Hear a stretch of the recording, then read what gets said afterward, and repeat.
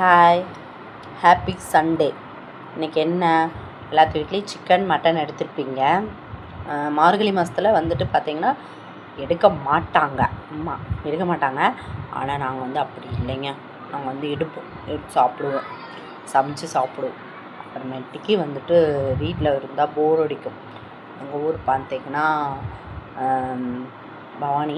பவானியில் வந்து பார்த்திங்கன்னா ஆறு இருக்கும். அப்புறமேட்டுக்கு வயல் இருக்குது, காடு, அப்புறம் மலைகள்லாம் இருக்கும். அதாவது எங்கள் பவானியை சுற்றி இருக்குது. அந்த மாதிரி எல்லாம் நேச்சுரலாக இருக்கும், நிறையா இருக்கும். அது வந்து நான் ஒவ்வொரு வீடியோ போடும்போது போட்டு காட்டுறேன், சரியா?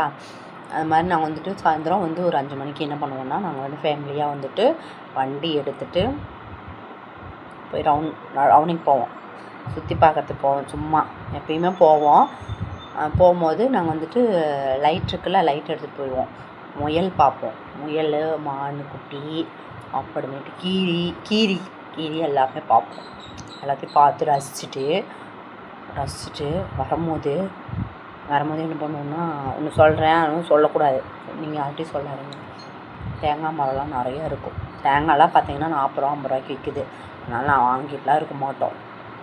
நெடுவாக தேங்காய் மரம் இருக்கும். தேங்காயெல்லாம் அந்த காற்றுக்கெல்லாம் விழுந்திருக்கும்.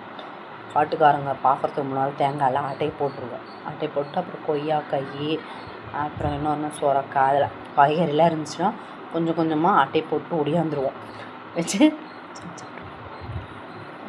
உங்கள் வீட்டு பக்கத்தாலே அது மாதிரி காடுகள் தோட்டங்கள் இருந்துச்சுன்னா ட்ரை பண்ணி பாருங்கள். அடி வாங்காமல் சிக்காமல் திருடணும், சரியா மக்களே?